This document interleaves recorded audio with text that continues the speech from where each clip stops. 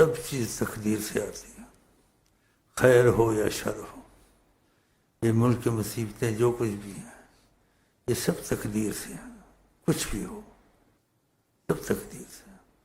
اس راز کو اللہ کے سوا خدا نے کسی کو نہیں بتایا، حضرت محمد مصطفیٰ کو بتایا کہ نبی کریم سے خدا کا تعالیٰ کو محبت ہے امتیاز سے، انبیاء میں بھی۔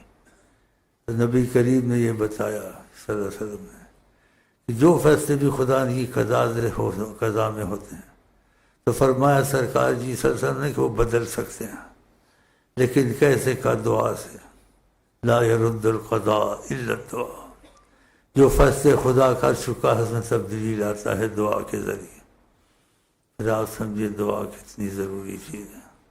ادھر سے فیصلہ ہوگا تو پھر نیچے آپ کسی کام میں بھی ہاتھ ڈالیں گے، کسی مشکل میں اس کا حل ایک دم ہو جائے گا کہ ادھر سے تمہارے لیے فیصلہ ہو چکا ہے۔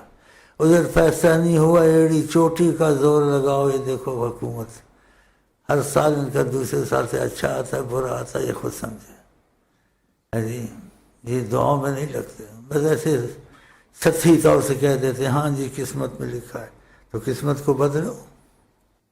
تو قسمت کے بدلنے کے طریقے رسول کریم نے بتائے کہ دعاؤں میں لگ جاؤ اور صدقے میں لگ جاؤ، صدقہ مصیبت کو ہٹاتا ہے۔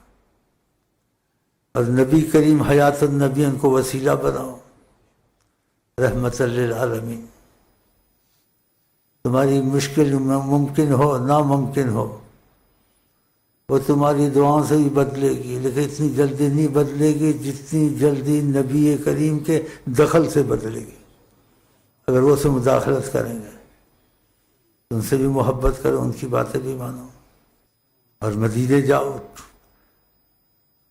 نبی کریم حیات النبی ہیں، ان کی حیات موت دوسروں سے امتیاز سے ہے، ایسی نہیں ہے جیسے ہماری تمہاری ہے، ان کی ہر چیز امتیاز سے ہے۔